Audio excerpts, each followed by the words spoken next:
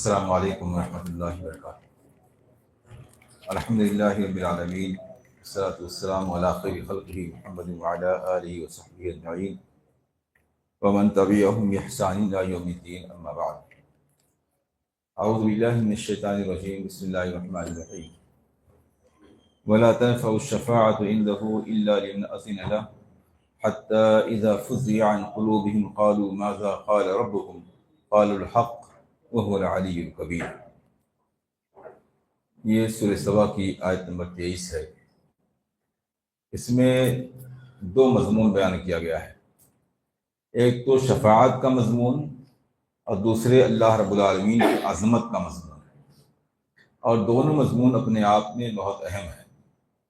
اللہ رب العالمین کی عظمت اور اس کی ذات کی معرفت یہ دین کی بنیاد ہے۔ جب تک اللہ رب العالمین کی حیثیت، اس کی قدر، اس کا مقام انسان کے دل و دماغ میں پیوست نہ ہو، تب تک اس کے سامنے اپنا سر جھکانا اور اس کے ہر حکم کی فرما برداری کر پانا انسان کے لیے ممکن نہیں ہوگا۔ اس لیے توحید سے بھی پہلے یہ ضروری ہے کہ اللہ تعالیٰ کی شان کو جانا جائے، اس کی قدر و منزلت، اس کا مقام جانا جائے۔ اسی لیے اللہ رب العالمین نے شکایت کے انداز میں فرمایا وما قدر اللہ حق قدری، کہ لوگوں نے اللہ رب العالمین کی قدر ہی نہ جانی، اس کی حیثیت کو نہیں پہچانا جس طرح پہچاننے کا حق تھا۔ اگر اللہ کی شان کو، اس کی قدر اور اس کی عظمت کو پہچان لیتے تو یہ دنیا میں شرک اور نافرمانی اور بدعات کے اور شر کے جتنے کام ہیں یہ کافی حد تک کم ہو سکتے تھے۔ اور دوسرا جو شفاعت کا مضمون ہے وہ بھی اس لیے اہم ہے کہ دنیا میں شرک اور بت پرستی کے اسباب میں سے ایک بڑا سبب، بڑی وجہ شفاعت کے مضمون کو صحیح طریقے سے نہ سمجھنا ہے۔ اس لحاظ سے دونوں مضمون جو اس آیت میں بیان کیا گیا ہے بہت اہم ہے۔ پہلا مضمون ہے شفاعت کا، فرمایا وَلَا تَنْفَعُ الشَّفَاعَةُ عِنْدَهُ إِلَّا لِمَنْ أَذِنَ لَهُ، اور اللہ رب العالمین کے نزدیک، اللہ کے پاس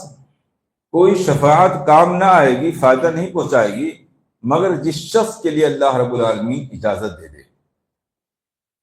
شفاعت کسے کہتے ہیں؟ کسی آرٹ کو ایمن بنانا، کسی چیز کو جوڑے جوڑے کر دینا، عربی میں اس کو شفاعت کہتے ہیں۔ اور شفاعت کا جو اصطلاحی معنی ہے کہ کسی شخص کے لیے میڈیٹر اور واسطہ بن کر کے اس کا کوئی کام بنانے کی کوشش کرنا، یہ شفاعت ہے۔ شفاعت دو قسم کی ہے، ایک دنیاوی شفاعت اور ایک اخروی شفاعت۔ دنیاوی شفاعت کا مطلب ہے دنیا کے معاملے میں ایک دوسرے کی سفارش کرنا۔ اس تعلق سے اللہ رب العالمین نے قرآن کریم میں بیان فرمایا، سورہ نساء آیت نمبر 85 میں من یشفع شفاعۃ حسنۃ یکن لہ نصیب منہا ومن یشفع شفاعۃ سیئۃ یکن لہ کفل منہا وکان اللہ علی کل شیء مقیتا۔ جو آدمی کسی کے لیے اچھی سفارش کرے گا تو اسے بھی اس عمل میں، اس کام میں حصہ ملے گا، یعنی اس اچھے اور نیک کام میں اس کو بھی اجر و ثواب کی حیثیت کے لحاظ سے شامل کر لیا جائے گا۔ ومن یشفع شفاعۃ سیئۃ یکن لہ کفل منہا، اور جو آدمی کسی کے لیے بری سفارش کرے گا تو اس کے بوجھ کا ایک حصہ، گناہ کا ایک حصہ اس کے اوپر بھی ہوگا۔ وَكَانَ اللَّهُ عَلَى كُلِّ شَيْءٍ مُقِيتًا، اور اللہ رب العالمین ہر چیز کی قدرت رکھنے والا ہے۔ اس میں اللہ رب العالمین نے شفاعت کا حکم دیا ہے اور یہ بیان کیا کہ جو آدمی اچھی سفارش کرتا ہے وہ بھی اس میں حصے دار بنتا ہے، اور بری سفارش سے منع کیا اور یہ بتایا کہ جو کوئی کسی برے کام میں سفارش کر کے اس برے کام کو آسان بنانے کی، ممکن بنانے کی کوشش کرتا ہے تو وہ بھی گویا اس برے کام میں شریک ہوتا ہے۔ صحیح بخاری کی روایت ہے، حضرت ابو موسیٰ اشعری رضی اللہ تعالیٰ عنہ کہتے ہیں کان رسول اللہ صلی اللہ علیہ وسلم اذا جاءہ السائل، اللہ کے رسول صلی اللہ علیہ وسلم کی عادت مبارکہ یہ تھی کہ جب آپ کے پاس کوئی کسی چیز کا سوال کرنے کے لیے آتا تھا، اور طلبت الیہ حاجہ، یا آپ صلی اللہ علیہ وسلم سے کسی ضرورت کا مطالبہ کیا جاتا تھا، کسی دنیاوی معاملے میں آپ سے کوئی سوال کرتا تھا یا کوئی ضرورت طلب کرتا تھا، قالا، تو آپ صلی اللہ علیہ وسلم فرماتے تھے اشفعوا توجروا، آپ لوگ اس کی سفارش کر دیجئے۔ اللہ کے رسول صلی اللہ علیہ وسلم صحابہ سے کہتے تھے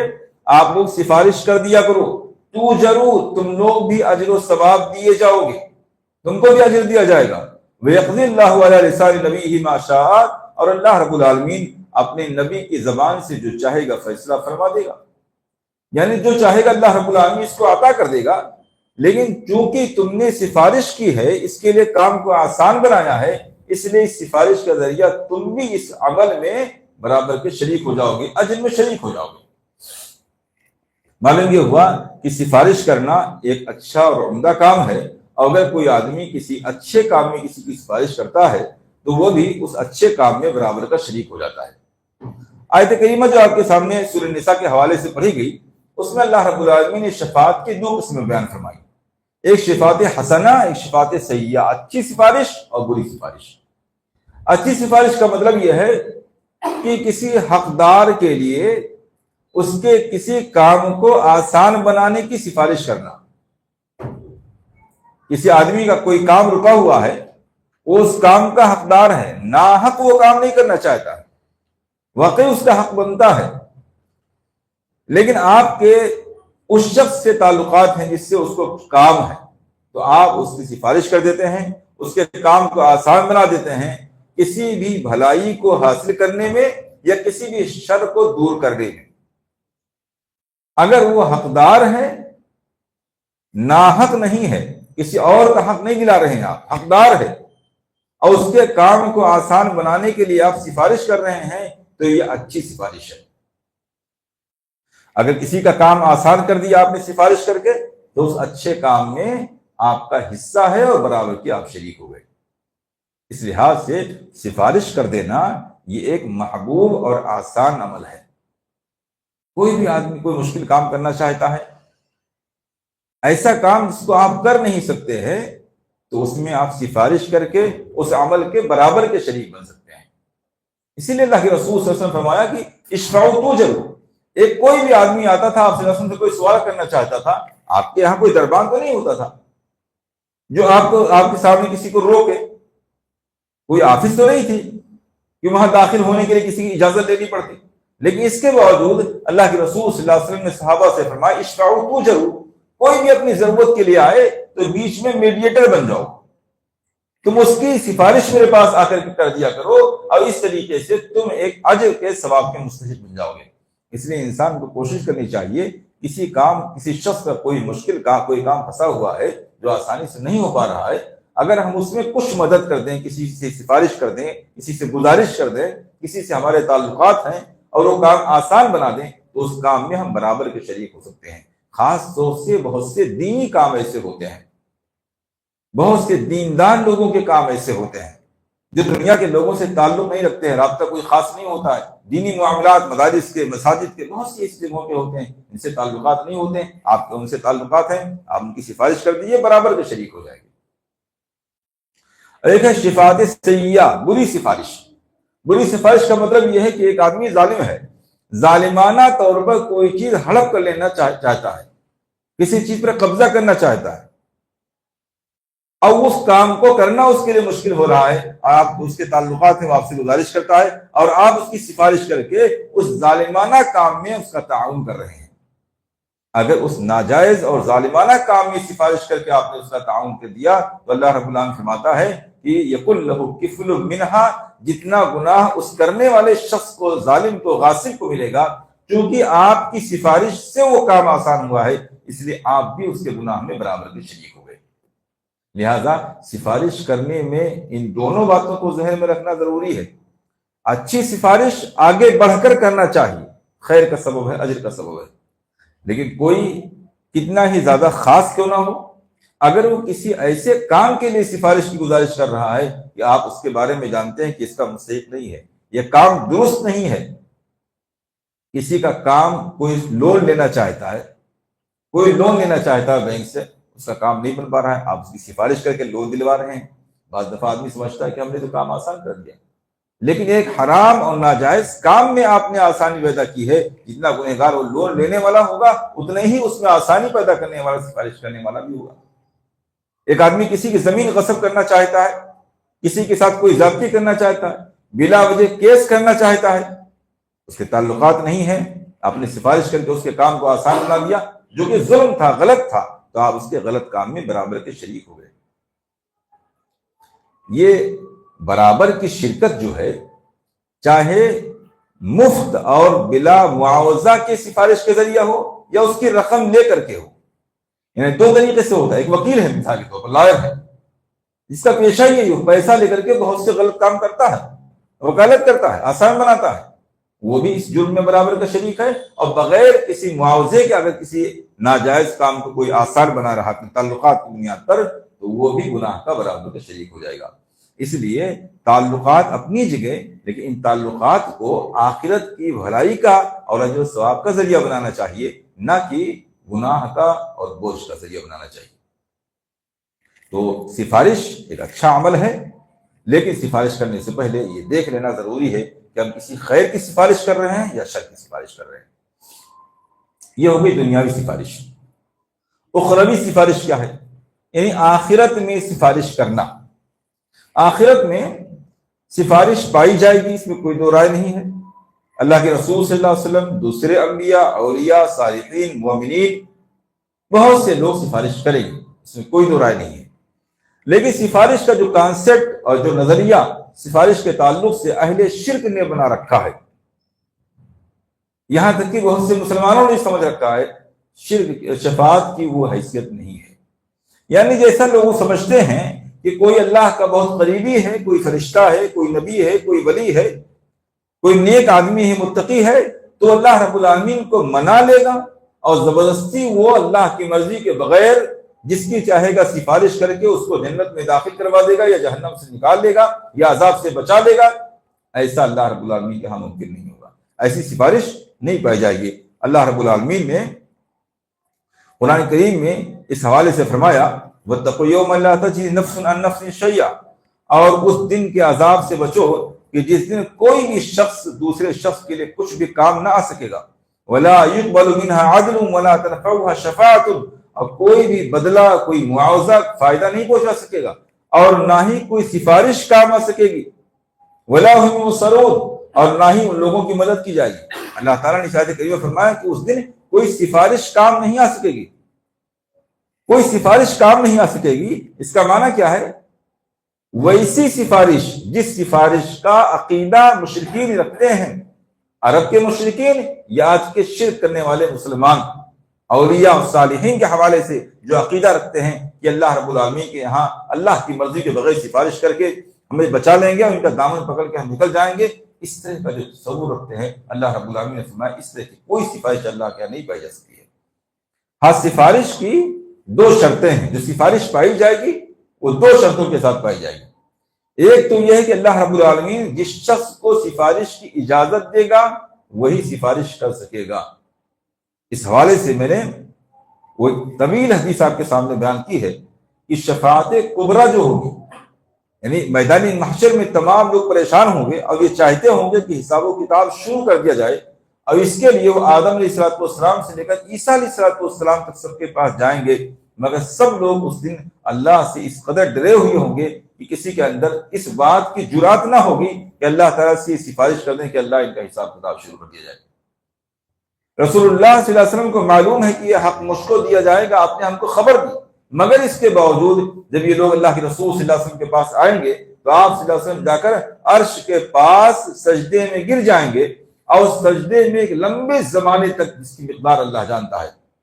لمبے زمانے تک سجدے میں رہیں گے، اور اس وقت اللہ رب العالمین رسول اللہ صلی اللہ علیہ وسلم کو اپنی حمد اور ثنا کے کلمات سکھلائے گا، اس کے ذریعے وہ سجدے میں اللہ کی حمد و ثنا کرتے رہیں گے۔ ایک لمبے عرصے کے بعد اللہ کے رسول صلی اللہ علیہ وسلم کو حکم دیا جائے گا، یا محمد ارفع رأسک،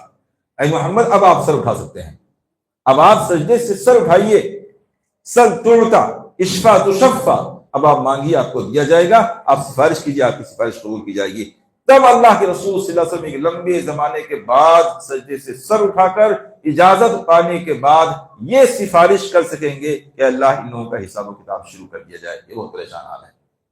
جنت میں لے جانا، جہنم سے نکال دینا، اس کو بہت دور کی بات ہے. حساب و کتاب شروع کرنے میں سارے کے سارے انبیاء انکار کر دیں گے. رسول اللہ صلی اللہ علیہ وسلم کو اجازت بھی دی جائے گی تو یوں ہی جا کر فوراً سفارش شروع نہیں کر دیں گے، بلکہ ایک لمبے زمانے تک اللہ کی حمد و ثنا کرتے ہوئے سجدے میں رہیں گے. جب اجازت دی جائے گی تب سفارش کریں گے. تو یہ شفاعت بالاذن ہے، اللہ رب العالمین کی اجازت کے ذریعے سفارش. کوئی اللہ کا کتنا ہی مقرب بندہ کیوں نہ ہو، اللہ کی اجازت کے بغیر وہ سفارش نہیں کر سکتا ہے. آیت الکرسی میں اللہ رب العالمین نے فرمایا من ذا الذی یشفع عنده الا باذنہ، کون ہے وہ شخص، کس کی اتنی جرات ہے کہ وہ اللہ رب العالمین کے پاس کسی کی سفارش کر سکے، الا باذنہ، مگر اللہ رب العالمین کی اجازت سے. اللہ کی اجازت کے بغیر کوئی شخص کسی کی سفارش نہیں کر سکے گا. دوسری شفاعت ہے، دوسری شخص سفارش کے لیے اللہ رب العالمین جس شخص کو سفارش کرنے کی اجازت دے گا وہی سفارش کرے گا، اور جس کے لیے سفارش کرنے کی اجازت دے گا صرف اسی کے لیے سفارش کر سکے گا. اللہ تعالیٰ جس کو سفارش کی اجازت دے گا وہ سفارش کرے گا، کوئی بھی کھڑا ہو کر سفارش نہیں کر سکتا ہے. اور جس کو سفارش کرنے کی اجازت دے گا اس کو یہ بھی بتائے گا کہ تم فلاں کے لیے سفارش کر سکتے ہو، تو وہ شخص صرف اسی کے لیے سفارش کرے گا، کسی دوسرے کی سفارش نہیں کر سکتا ہے. اللہ رب العالمین نے قرآن کریم میں فرمایا وَلَا يَشْفَعُونَ إِلَّا لِمَنِ ارْتَضَىٰ، اور لوگ سفارش نہ کر سکیں گے مگر صرف اس کے لیے جس کے لیے سفارش کرنا اللہ رب العالمین پسند فرمائے گا. اللہ تعالیٰ کے اختیار میں دونوں چیزیں ہیں، جس کو چاہے گا سفارش کے لیے کھڑا کرے گا، جس کے لیے چاہے گا سفارش کرنے کی اجازت دے گا. تو جب یہ دونوں چیزیں اللہ کے اختیار میں ہیں تو صرف شفاعت کو بہانہ بنا کر کے یا شفاعت کے سہارے اولیاء اور انبیاء اور دوسروں کی محبت اور تعظیم اور ان کے ساتھ شرک میں لگ جانا عقل مندی کی بات کیسے ہو سکتی ہے؟ جب سارے اختیارات اللہ رب العالمین نے اپنے ہاتھ میں رکھے ہیں تو کیوں نہ اللہ رب العالمین کو راضی کرنے کی کوشش کی جائے. اللہ راضی ہو جائے تو بغیر کسی سفارش کے معاف کر سکتا ہے، اور اللہ کی مصلحت ہو تو جس کو چاہے گا سفارش کے لیے کھڑا کر دے گا. جب سارا اختیار اللہ کے ہاتھ میں ہے، کسی بندے کے ہاتھ میں اختیار رکھا ہی نہیں گیا ہے، تو بندے سے سفارش کی امید کر کے اس کی محبت اور تعظیم میں شرک تک پہنچ جانا یہ عقل مندی کی بات نہیں ہو سکتی. یہ تو اپنے آپ کو شفاعت سے محروم کرنا ہے. اس لیے کہ اللہ کے رسول صلی اللہ علیہ وسلم نے ارشاد فرمایا کہ میری شفاعت کا حقدار وہ ہے جو توحید والا ہوگا. اگر کوئی آدمی سفارش اور شفاعت کے لالچ میں اللہ کے علاوہ دوسرے کو خوش کرتے کرتے شرک میں مبتلا ہو جائے تو یہ شرک میں مبتلا ہو جانا شفاعت کی لالچ میں اپنے آپ کو سفارش سے محروم کرنا ہے. تو یہ دو چیزیں ہیں، شفاعت ممکن اور ایک شفاعت باطل. وہ سفارش جو پائی جائے گی جو حق ہے، اور ایک باطل. وَلَا تَنْفَعُ الشَّفَاعَةُ عِنْدَهُ إِلَّا لِمَنْ أَذِنَ لَهُ، اور اللہ رب العالمین کے ہاں کوئی بھی سفارش کام نہیں آ سکے گی مگر اسی شخص کے لیے اس کے لیے اللہ رب العالمین اجازت دے گا. حَتَّى إِذَا فُزِّعَ عَنْ قُلُوبِهِمْ قَالُوا مَاذَا قَالَ رَبُّكُمْ. اللہ رب العالمین کے سب سے مقرب یعنی قریبی بندے فرشتے ہیں. مقام کے لحاظ سے تو انبیاء ہیں، لیکن ذات کے لحاظ سے سب سے قریبی فرشتے ہیں، اس لیے کہ اللہ رب العالمین عرش پر ہے جو آسمانوں کے اوپر ہے، اور فرشتوں کا مسکن ان کے رہنے کی جگہ آسمان ہے. ہم فرشتوں کے مقابلے میں اللہ تعالیٰ سے دور ہیں، زمین پر ہیں. تو اللہ تعالیٰ کے سب سے قریبی بندے فرشتے ہیں، اور اس لحاظ سے بھی قریبی ہیں کہ وہ اللہ کی کسی معاملے میں نافرمانی کرتے نہیں ہیں. تو اس لحاظ سے اگر شفاعت کا کوئی زیادہ حقدار ہوتا اور اللہ کی مرضی کے بغیر کوئی سفارش کر سکتا تو وہ فرشتے ہوتے، کیونکہ سب سے قریبی وہ ہیں. لیکن ان کا حال کیا ہے؟ سفارش بغیر اجازت کے سفارش کے لیے کھڑا ہو جانا یہ تو دور کی بات. اللہ کے یہ مقرب بندے جو کبھی کوئی نافرمانی کرتے ہی نہیں ہیں، ان کا اپنا حال کیا ہے؟ اللہ کے سامنے یہ کس طرح سے خوف زدہ رہتے ہیں، اور اللہ کا کیا مقام و مرتبہ ہے ان کی نظروں میں. اللہ رب العالمین اس کو یہاں بیان فرمایا ہے تاکہ لوگوں کو یہ معلوم ہو جائے کہ اللہ کا کوئی بندہ کتنا ہی اللہ کا قریبی کیوں نہ ہو جائے، وہ بندہ ہی رہتا ہے. اور اللہ کی مرضی کے بغیر سفارش کر پانا، یا کسی کو جنت دلوا دینا یا جہنم سے نکلوا دینا، یہ کسی شخص کے اختیار سے باہر کی بات ہے. فرشتوں کا حال کیا ہے؟ حتی اذا فزع عن قلوبہم، جب ان کے دلوں سے خوف دور کر دیا جاتا ہے، قالوا ماذا قال ربکم، تو ایک دوسرے سے پوچھتے ہیں کہ تمہارے رب نے کیا کہا ہے؟ قالوا الحق، وہ سب کہتے ہیں حق فرمایا ہے، وہ العلی الکبیر، اور وہ بلند و بالا اور برتر ہے۔ اس کی تشریح حدیثوں کے اندر آئی ہے، ابن کثیر رحمہ اللہ نے اس حوالے سے بہت سی روایات نقل کی ہیں۔ سعید بن خزیمہ اور ابن جریر طبری کے حوالے سے ایک روایت نقل کی جاتی ہے، حضرت نواس بن سمعان رضی اللہ تعالیٰ عنہ کہتے ہیں، اسی آیت کی تشریح میں حدیث ہے، فرشتوں کے دلوں سے خوف دور کر دیا جاتا ہے، تو یہ کس وقت خوف دور کر دیا جاتا ہے اور کس وقت ایک دوسرے سے پوچھتے ہیں، اس کی تشریح میں حدیث ہے۔ نواس بن سمعان رضی اللہ تعالیٰ عنہ کہتے ہیں کہ قال رسول اللہ صلی اللہ علیہ وسلم، اللہ رسول صلی اللہ علیہ وسلم نے ارشاد فرمایا، اذا اراد اللہ یوحی بامرہ تکلم بالوحی، اللہ رب العالمین جب کسی چیز کا حکم وحی کرنا چاہتا ہے تو وحی کے کلمات بولتا ہے، اپنے انبیاء تک جو وحی بھیجنا چاہتا ہے وہ بولتا ہے، تکلم۔ فَإِذَا تَكَلَّمَ أَخَذَتِ السَّمَاوَاتُ مِنْهُ رَجْفَةً أَوْ قَالَ رَعْدَةً شَدِيدَةً مِنْ خَوْفِ اللَّهِ، جب اللہ تعالیٰ کلام فرماتا ہے تو اللہ کے کلام کے خوف سے آسمان میں زلزلہ آ جاتا ہے، رجفتن، کپکپی تاری ہو جاتی ہے، او قال رعدۃ شدیدۃ، سخت قسم کی تھرتھراہٹ قائم ہو جاتی ہے، زلزلہ سا آ جاتا ہے آسمانوں میں، جو کہ اتنا پختہ اتنا مضبوط ہے۔ اللہ تعالیٰ نہ ڈانٹ رہا ہے، نہ ڈبٹ رہا ہے، نہ کوئی سزا دے رہا ہے، کچھ نہیں، اللہ رب العالمین صرف بولنے کا ارادہ فرماتا ہے تو اللہ کی عظمت اور ہیبت کا عالم یہ ہوتا ہے، تمام آسمانوں میں سخت قسم کی تھرتھراہٹ اور کپکپی آ جاتی ہے۔ فَإِذَا سَمِعَ بِذَلِكَ أَهْلُ السَّمَاوَاتِ صَعِقُوا وَخَرُّوا لِلَّهِ سُجَّدًا، جب اس تھرتھراہٹ کو فرشتے محسوس کرتے ہیں، آسمان والے یعنی فرشتے محسوس کرتے ہیں، سمجھ جاتے ہیں کہ اللہ یہ جو زلزلہ آیا ہے، تھرتھراہٹ پیدا ہو گئی ہے، اس کا معنی یہ ہے کہ اللہ رب العالمین کلام کرنے جا رہا ہے، جب وہ سمجھ جاتے ہیں تو فَإِذَا سَمِعَ بِذَلِكَ أَهْلُ السَّمَاوَاتِ، جب آسمان والے لوگ اس کو سنتے ہیں، صَعِقُوا، وہ سب کے سب بے ہوش ہو جاتے ہیں، وَخَرُّوا لِلَّهِ سُجَّدًا، اور بے ہوش ہوتے ہوتے اللہ رب العالمین کے لیے سجدے میں گر جاتے ہیں۔ اللہ رب العالمین کی عظمت اور ہیبت کا اندازہ کیجئے، اللہ رب العالمین کچھ بولنا چاہتا ہے، اس سے پہلے آسمانوں میں زلزلہ آ جاتا ہے، آسمان تھرا اٹھتا ہے، تمام فرشتے بے ہوش ہو جاتے ہیں اور بے ہوش ہوتے ہوتے سجدے میں چلے جاتے ہیں۔ فَيَكُونُ أَوَّلَ مَن يَرْفَعُ رَأْسَهُ جبرائیل، سب سے پہلے جس کو ہوش آتا ہے، جو اپنا سر اٹھاتے ہیں، وہ جبرائیل ہوتے ہیں، سب سے پہلے جبرائیل السلام کو ہوش آتا ہے۔ فَيُقَدِّمُ اللَّهُ مِنْ وَحْيِهِ بِمَا أَرَادَ، تو اللہ رب العالمین جو ارادہ کرتا ہے اس کے ذریعہ کلام کرتا ہے، جبرائیل علیہ السلام پر وحی نازل فرماتا ہے، کلام کرتا ہے۔ فَيَمْضِي بِهِ جِبْرِيلُ عَلَى الْمَلَائِكَةِ، تو اس وحی کی بات کو لے کر جبرائیل فرشتوں کے پاس سے گزرتے ہیں، انبیاء تک پہنچانے کے لیے جبرائیل علیہ السلام اس کو لے کر کے گزرتے ہیں۔ كُلَّمَا مَرَّ بِالسَّمَاءِ، جب کسی آسمان کے پاس سے گزرتے ہیں، فَسَأَلَهُ مَلَائِكَتُهَا، تو اس آسمان کے فرشتے پوچھتے ہیں، اللہ کا کلام لے کر جب جبرائیل امین وہاں سے گزرتے ہیں تو جس آسمان سے گزرتے ہیں اس آسمان کے فرشتے پوچھتے ہیں، ماذا قال یا ربنا یا جبریل، اے جبریل ہمارے رب نے کیا فرمایا ہے۔ ہوش نہیں ہوتا کسی کو بے ہوشی کا عالم یہ ہوتا، کسی کو یہ معلوم نہیں ہوتا کہ اللہ رب العالمین نے کیا کلام فرمایا ہے۔ ماذا قال ربنا یا جبریل، اے جبریل ہمارے رب نے کیا فرمایا ہے۔ فیقول قال الحق، اللہ کے رسول صلی اللہ علیہ وسلم فرماتے ہیں کہ جبریل کہتے ہیں کہ اللہ رب العالمین نے حق فرمایا ہے۔ وہ بات بیان نہیں کی جاتی ہے، اتنا کہہ دیا تھا کہ حق فرمایا ہے، وہ العلی الکبیر، اور اللہ رب العالمین بلند اور برتر ہے۔ فیقولون کلهم مثل ما قال جبریل، تو جیسے جبریل نے کہا تھا قال الحق، اللہ نے حق فرمایا ہے، ایسے سب ایک زبان ہو کے کہتے ہیں قال الحق وهو العلی الکبیر، اللہ رب العالمین نے جو بھی فرمایا وہ حق ہے اور اللہ رب العالمین سب سے بلند اور سے برتر ہے۔ فینتہی جبریل بالوحی حیث امرہ اللہ بالسماء والارض، اللہ رب العالمین نے جہاں جبرائیل کو وحی لے جانے کا حکم دیا ہوتا ہے وہاں وہ وحی لے کر کے پہنچتے ہیں۔ یہ روایت ذکر کرنے کا مقصد یہ ہے کہ فرشتے جو اللہ تعالیٰ کے سب سے مقرب بندے ہیں، فرشتے جن سے گناہ صادر نہیں ہوتا ہے، فرشتے جن کو اللہ رب العالمین نے بہت سے کاموں پر لگا رکھا ہے،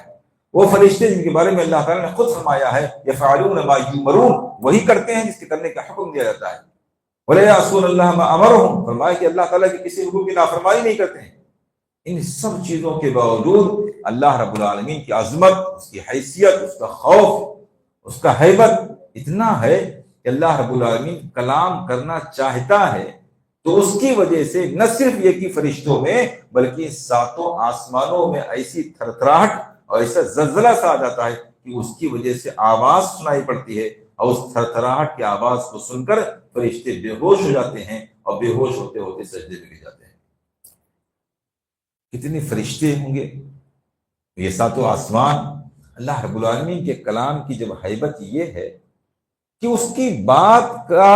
سن پانا دور کی بات، صرف یہ معلوم ہوتا ہے کہ اللہ رب العالمین کلام کرنے جا رہا ہے، سن نہیں پاتا کوئی، اس کی عظمت کا اور خوف کا عالم یہ ہے، تو پھر یہ کیسے انسان نے سمجھ لیا ہے کہ اللہ کا کوئی بندہ اللہ کی مرضی کے بغیر کھڑا ہو کر سفارش کر دے گا؟ جب اس کا کلام سننے کی جرات کوئی نہیں رکھتا ہے تو یہ جرات کوئی کیسے کر سکتا ہے کہ اللہ رب العالمین کے سامنے کوئی کھڑا ہو کے سفارش کر دے گا؟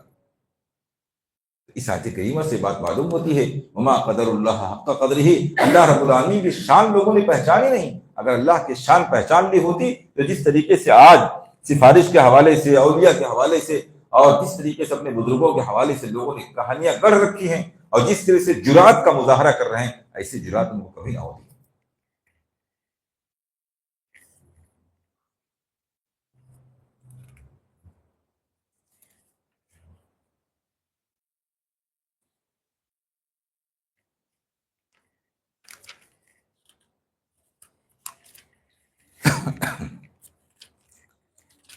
اسی طرح اللہ رب العالمین ایک دوسری جگہ فرماتا ہے من کان یرید العزت فللہ العزت جمیعا الیہ یصعد الکلم الطیب والعمل الصالح یرفعوہ والذین یمکرون السیئات لهم عذاب شدید ومکر اولئک هو یبور۔ فرمایا من کان یرید العزت، جو کوئی عزت چاہتا ہے۔ دوسرا معنی جو کوئی عزت کے مختار کا علم چاہتا ہے، عزت کا اختیار کس کے پاس ہے، اگر کوئی یہ جاننا چاہتا ہے فللہ العزت جمیعا، تو اسے معلوم ہونا چاہیے کہ پوری کی پوری عزت کا مالک اور مختار صرف اللہ رب العالمین ہے۔ دنیا میں انسان اسی عزت کی خواہش میں نہ جانے کیا کیا صحیح غلط کام کرتا ہے، کبھی وہ حرام دولت حاصل کرتا ہے، حرام عہدے حاصل کرتا ہے، حرام کام کر رہا ہوتا ہے، اور اس کا منشا یہ ہوتا ہے کہ ہمیں دنیا کے اندر عزت مل جائے۔ اللہ رب العالمین نے اس چھوٹی سی آیت میں بتا دیا کہ تمام قسم کی عزت اللہ رب العالمین نے اپنے اختیار میں رکھی ہے، دولت میں، دنیا میں، اقتدار میں، طاقت میں، ان تمام چیزوں میں عزت کی تلاش کرنا ایسی جگہ تلاش کرنا ہے جہاں اللہ نے عزت رکھی ہی نہیں۔ یہ دنیا جو خود عزت کی بھوکی ہے، اور یہ انسان جو خود اپنی عزت کا طلبگار ہے، اس کی تلاش میں مارا مارا پھر رہا ہے، ہم اسی شخص سے عزت پانے کے لیے جائز و ناجائز کام کی تمیز چھوڑ دیں؟ اللہ رب العالمین فرمایا فللہ العزت جمیعا، یہ بات خوب سمجھ لینی چاہیے کہ تمام کی تمام عزتیں اللہ رب العالمین کے پاس ہیں۔ یہ عزتیں حاصل کیسی ہوتی ہیں؟ اللہ رب العالمین نے اس کا تذکرہ فرما دیا۔ سورہ نور آیت نمبر 55 میں فرمایا وعد اللہ الذین آمنوا منکم وعملوا الصالحات، تم لوگوں میں سے جو لوگ ایمان لائے، صحیح عقیدہ اختیار کیا، صحیح توحید اختیار کیا، وعملوا الصالحات، اور جن لوگوں نے نیک کام کیے، لَيَسْتَخْلِفَنَّهُمْ فِي الْأَرْضِ، تو ضرور اللہ رب العالمین ان کو زمین میں اپنا خلیفہ اور حکمراں بنا دے گا، كَمَا اسْتَخْلَفَ الَّذِينَ مِن قَبْلِهِمْ، جیسا اللہ رب العالمین نے ان سے پہلے لوگوں کو حکمراں بنایا تھا، وَلَيُمَكِّنَنَّ لَهُمْ دِينَهُمُ الَّذِي ارْتَضَىٰ لَهُمْ، اور ان کے لیے اس دین کو مضبوط کر دے گا جس دین کو اس نے پسند کیا ہے۔ مذہب اسلام جو کمزور بنا ہوا ہے، کہ جس پر عمل کرنا اور جس کا غالب ہونا اس وقت نظر نہیں آ رہا ہے، اللہ رب العالمین فرماتا ہے اللہ تعالیٰ اپنے پسندیدہ دین کو ان کے لیے مضبوط بنا دے گا۔ وَلَيُبَدِّلَنَّهُم مِّن بَعْدِ خَوْفِهِمْ أَمْنًا، اور اللہ رب العالمین ان کے خوف کو امن سے بدل دے گا۔ آج جو مسلمانوں میں خوف کا ماحول پوری دنیا میں ہے، اللہ رب العالمین نے فرمایا اللہ تعالیٰ ان کے خوف کو امن میں بدل دے گا۔ کیسے بدل دے گا؟ یعبدوننی، میری ہی عبادت کریں، لا یشرکون بی شیئا، میرے ساتھ کسی کو شریک نہ کریں۔ صرف دو شرطیں ہیں، عبادت میری ہونی چاہیے، کسی اور کو میرے ساتھ شریک نہ کرو۔ اور شروع میں اللہ رب العالمین نے فرمایا وَعَدَ اللَّهُ الَّذِينَ آمَنُوا مِنكُمْ وَعَمِلُوا الصَّالِحَاتِ، ایمان اور عمل صالح، یعنی عزت پانے کا، سربلندی کا، اسلام اور مسلمانوں کی مضبوطی اور پختگی کا اصل ذریعہ نہ ہماری طاقت ہے،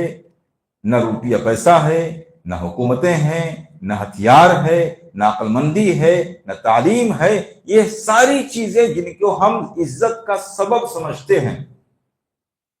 اور جیسا کہ آج پڑھا لکھا دور پڑھے لکھے لوگ سمجھتے ہیں اور یہ سمجھانے کی کوشش کرتے ہیں کہ مسلمانوں کو تعلیم یافتہ ہونا چاہیے، اس سے مسلمانوں کے سماج میں ترقی ہوگی۔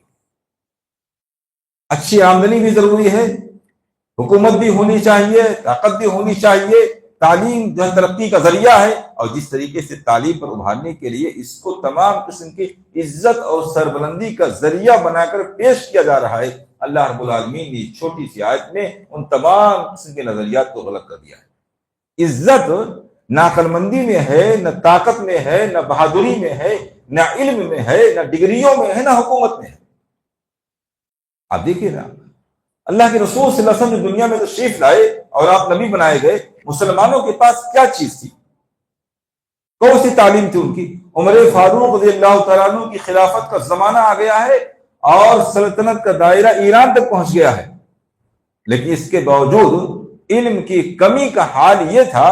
کہ عمر فاروق رضی اللہ تعالیٰ عنہ کے پاس ان کے مرکز میں، سینٹر میں، مدینہ میں حساب و کتاب لکھنے والا کوئی مسلمان نہیں تھا، رجسٹر مینٹین کرنے والا، آمد و خرچ کا رجسٹر مینٹین کرنے والا کوئی آدمی نہیں تھا۔ ایک باہری آدمی کو بلا کر کے حساب و کتاب کا معاملہ سکھایا گیا، سمجھا گیا۔ اس دور تک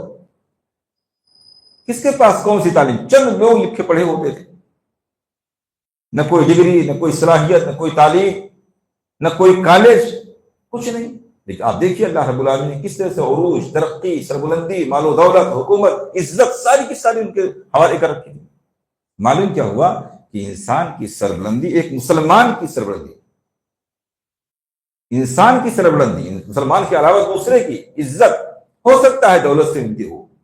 سکتا ہے ڈگریوں سے ملتی ہو سکتا ہے حکومت سے ملتی ہو۔ ایک مسلمان کی عزت اللہ رب العالمین نے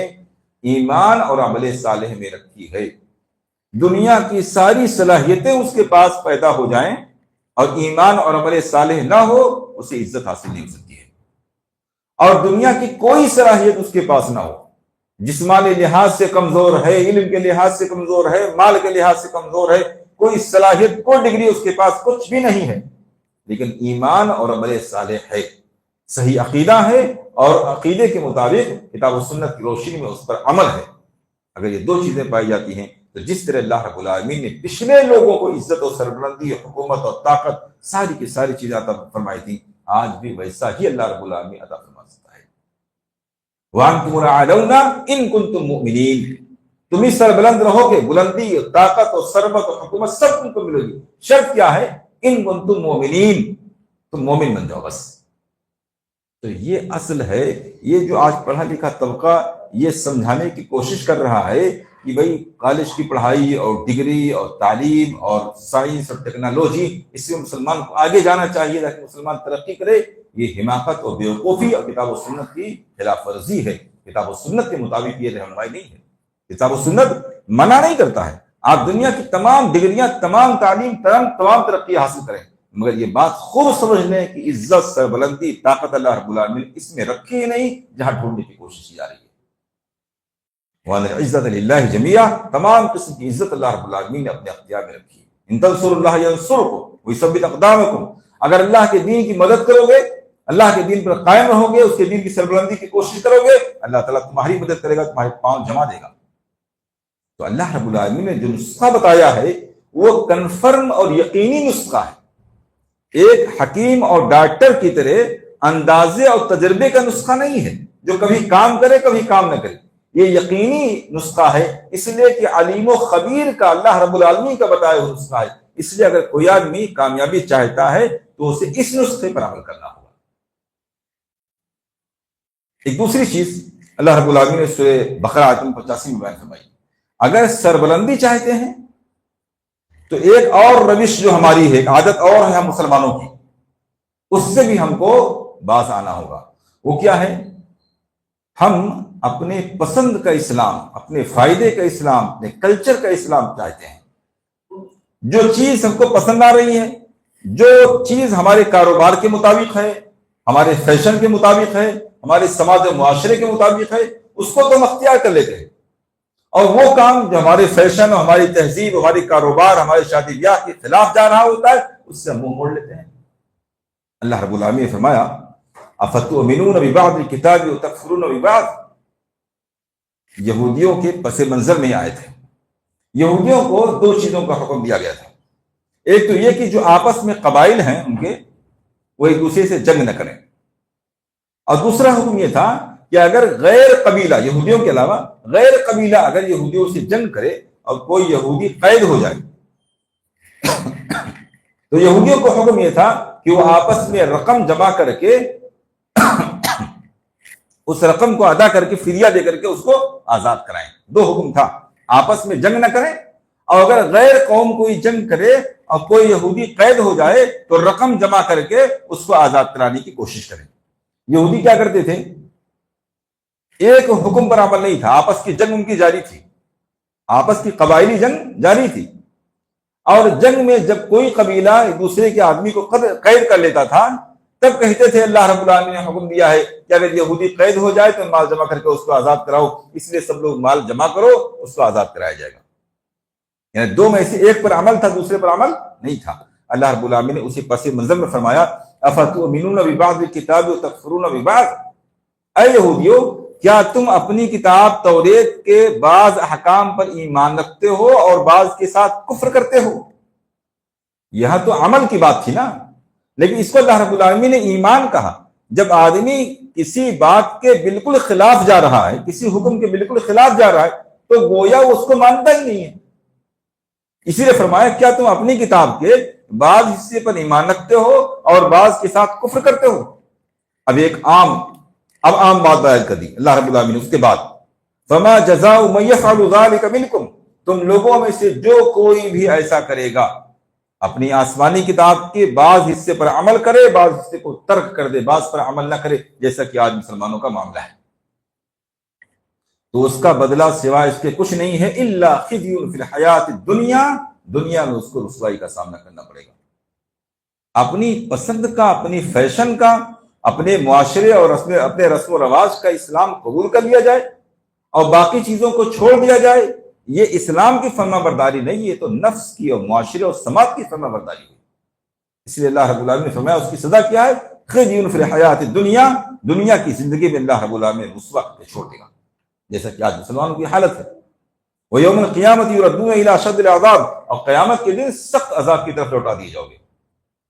تو آخرت کا بھی عذاب ہے اور دنیا کی بھی ذلت ہے۔ لہٰذا اگر آج مسلمان دنیا کی ذلت اور پستی اور مظلومیت سے نکلنا چاہتا ہے تو اس کا نسخہ یہ ہے کہ وہ ایمان اور عمل صالح کی طرف آئے، مکمل طور پر اسلام کو فالو کرے، اپنی پسند کا اسلام نہ قبول کرے بلکہ وہ اللہ اس کے رسول کے پسند کا اسلام قبول کرے اور اس کے مطابق زندگی گزارنے کی کوشش کرے۔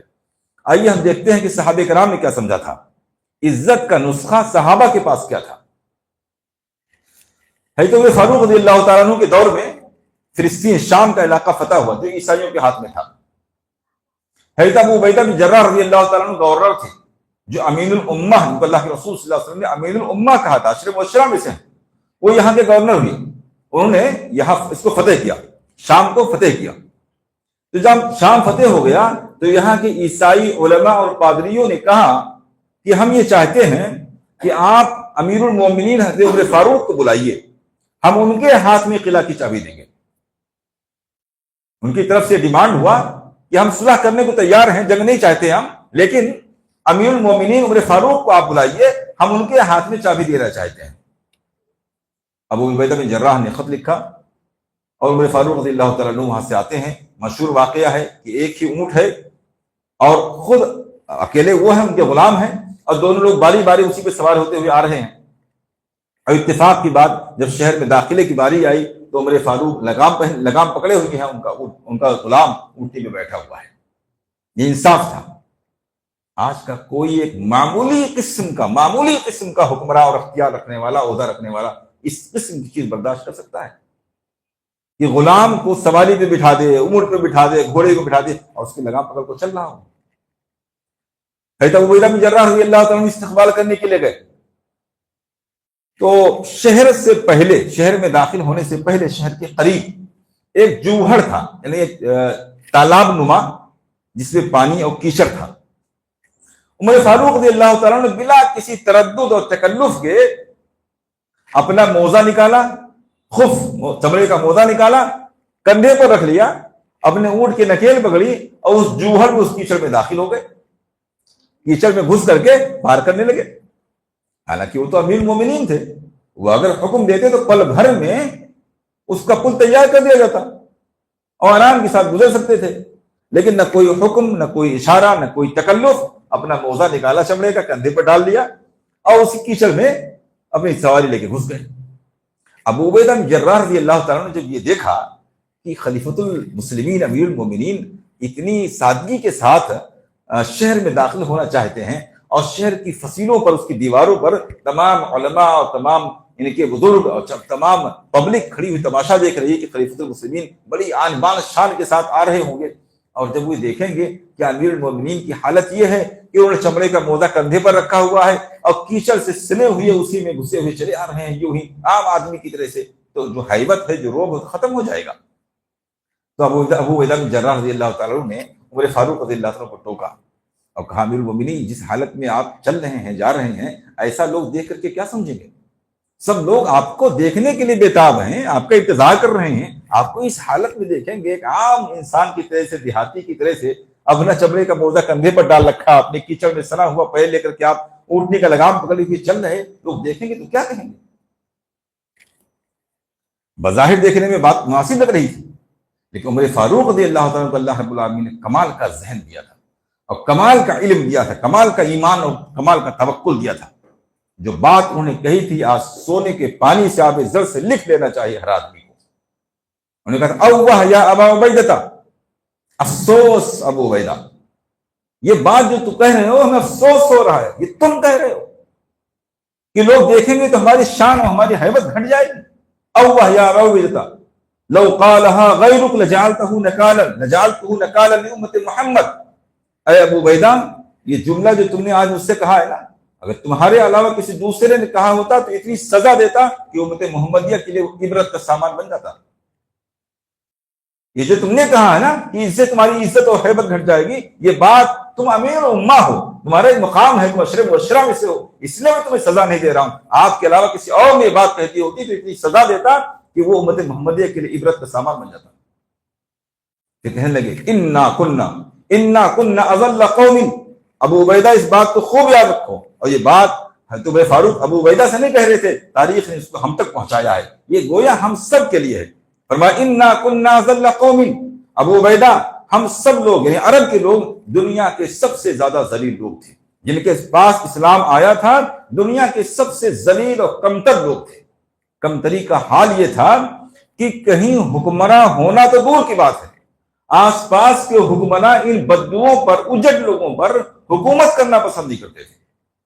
جو قبائلی کیفیت ان کی تھی، جیسے آج افریقہ وغیرہ کے بہت سے علاقے ہیں کہ کوئی وہاں حکومت کرنے نہیں چاہتا، اتنے اجڑ قسم کے لوگ، اتنے گوار قسم کے لوگ ہیں۔ عرب والوں کا حال یہ تھا کہ آس پاس کی حکومتیں ان کے اوپر حکومت نہیں کرنا چاہتی تھی، بادشاہ ان کے اوپر حکومت نہیں کرنا چاہتے تھے، اتنے ذلیل قسم کے لوگ تھے، کوئی وقات، کوئی حیثیت نہیں تھی۔ انا کنا اذل قوم، ہم دنیا کے سب سے زیادہ ذلیل لوگ تھے۔ فاعزنا اللہ بالاسلام، تو اللہ تعالیٰ نے اسلام کے ذریعے ہم کو یہ عزت عطا فرمائی ہے۔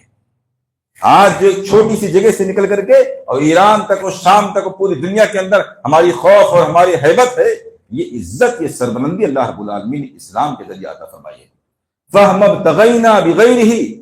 تو جب بھی ہم اسلام کے علاوہ کسی بھی دوسری چیز کے ذریعہ عزت تلاش کرنے کی کوشش کریں گے، اذلنا اللہ، تو اللہ رب العالمین پھر سے ذلیل کر دے گا۔ یہ ایک نسخہ ہے، ہم مسلمانوں کو خوب دل و دماغ میں بٹھا لینا چاہیے۔ ایک مسلمان کی عزت اسلام کے ساتھ ہے، اسلامی عقائد کے ساتھ، اسلامی تعلیمات کے ساتھ ہے، اسلام پر عمل کر کے اس کو عزت مل سکتی ہے۔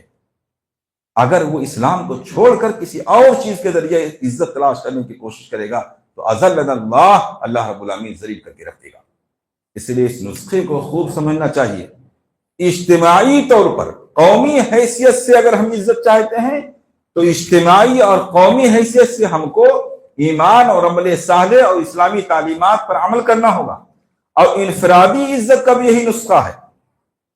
کسی آدمی کی محلے میں عزت نہیں ہے، سماج میں عزت نہیں، گھر میں عزت نہیں ہے، اگر وہ عزت کا خواہش مند ہے تو اسے سمجھ لینا چاہیے عزت کا اختیار اللہ کے ہاتھ میں ہے، اور اللہ ہی نے عزت کا نسخہ اسلام کی شکل میں ہم کو عطا فرمایا ہے۔ جتنی زیادہ اسلام سے ہم قریب ہوں گے، قرآنی تعلیمات سے قریب ہوں گے، اسلام کے مطابق ہماری زندگی ہوتی جائے گی، اللہ رب العالمین ہم کو ہر جگہ ہر موڑ پہ عزت عطا فرماتا چلا جائے گا۔ اللہ رب العالمین سے دعا ہے کہ ہمیں اس نسخہ کیمیا کو جاننے، سمجھنے، اس کو اختیار کرنے اور اس کے مطابق زندگی گزارنے کی توفیق عطا فرمائے۔ آمین۔ وآخر دعوانا ان الحمد للہ رب العالمین۔